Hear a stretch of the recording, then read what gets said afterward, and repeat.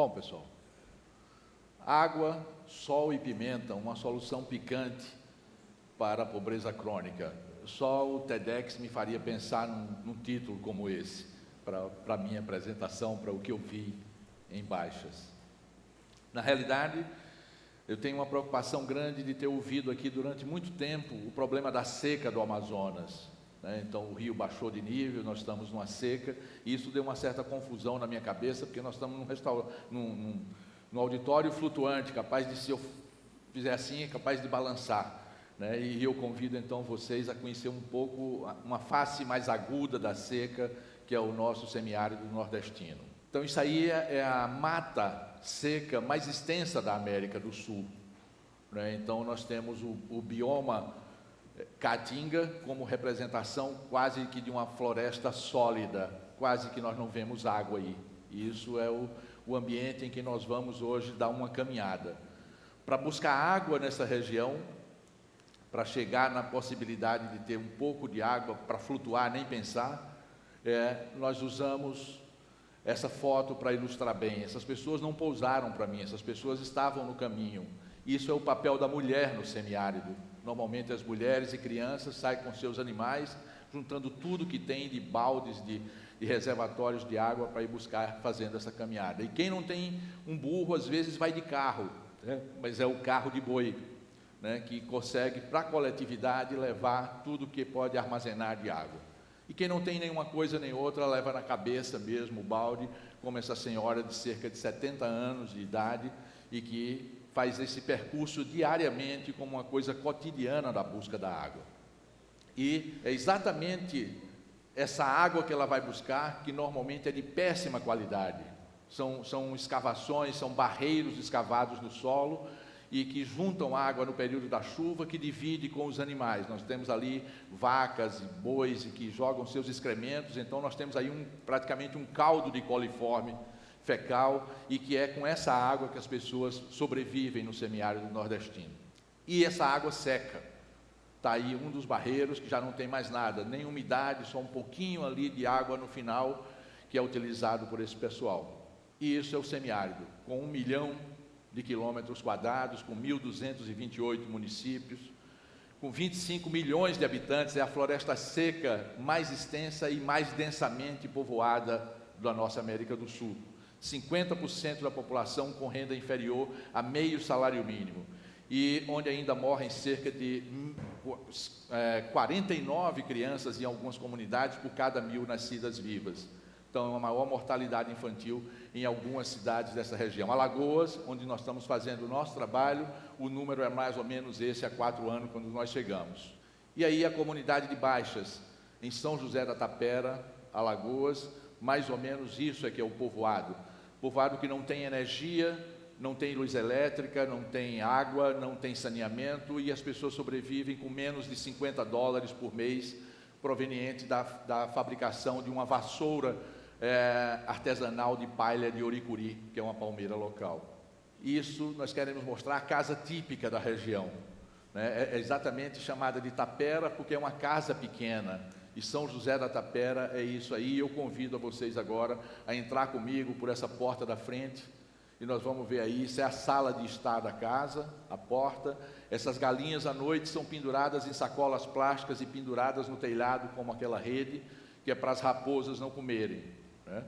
Contíguo a esse ambiente nós temos a sala de jantar, com uma pequena mesa, um pequeno reservatório para farinha, 2 pacotes de biscoito ali, que fomos nós que levamos nessa ocasião. E aqui a cozinha, o fogão está aqui um pouco abaixo, são 2 pedras no chão, e a senhora estava lavando a louça.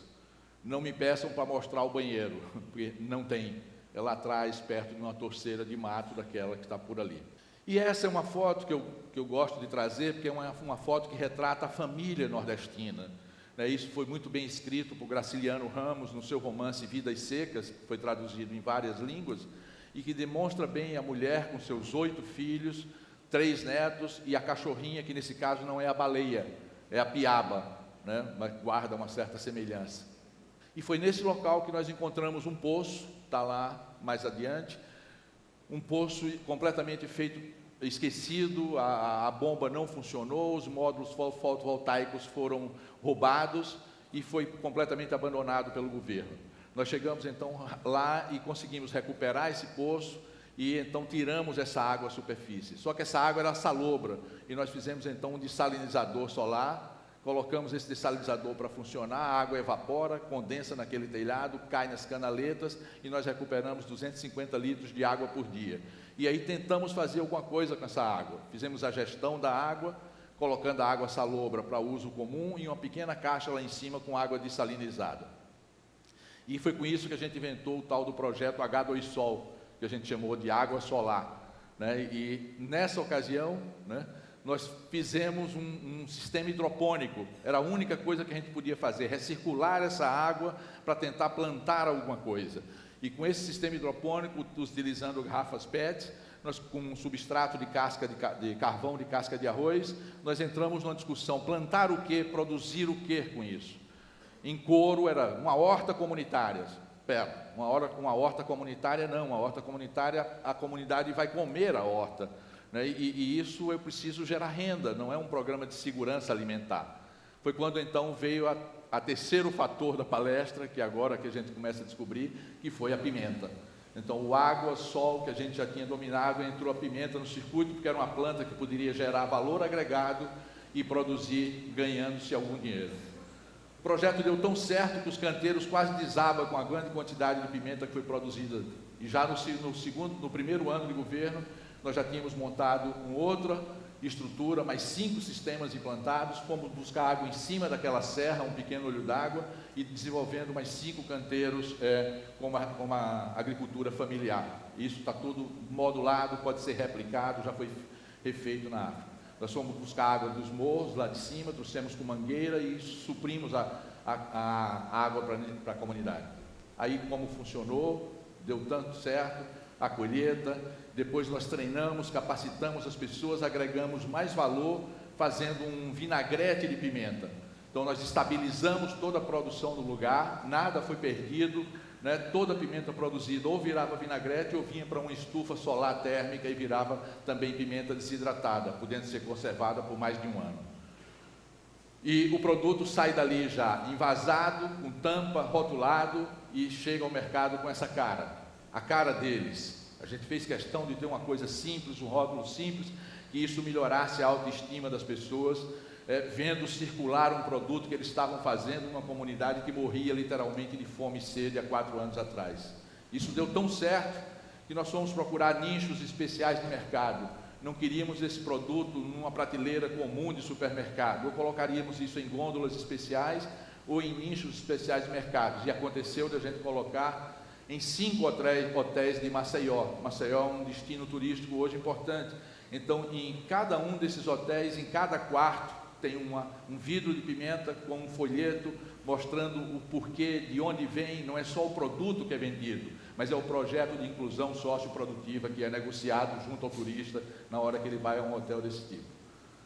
E a comunidade que era isso quando nós chegamos lá 4 anos atrás, né, transformou-se hoje nisso, né? É evidentemente que isso não foi resultado só do projeto do retorno da pimenta, mas foi resultado de todo um trabalho de outras ONG que chegaram perto, que começaram a se interessar. A visibilidade do projeto atraiu outras pessoas que puderam ajudar, inclusive o governo chegando com uma extensão de linha do programa Luz para Todos. E aquela foto que nós mostramos como uma foto símbolo da família nordestina, a mesma mulher com os filhos e os sobrinhos dela, hoje estão lá com a sua casinha arrumada. Só quem não sobreviveu, infelizmente, foi a cadelinha baleia, que não chegou a ver essa nova mudança, né? E, para concluir, não é pela casa nova, não é pela renda que aumentou, é pelo sorriso dessas pessoas que a gente está medindo qualidade de vida.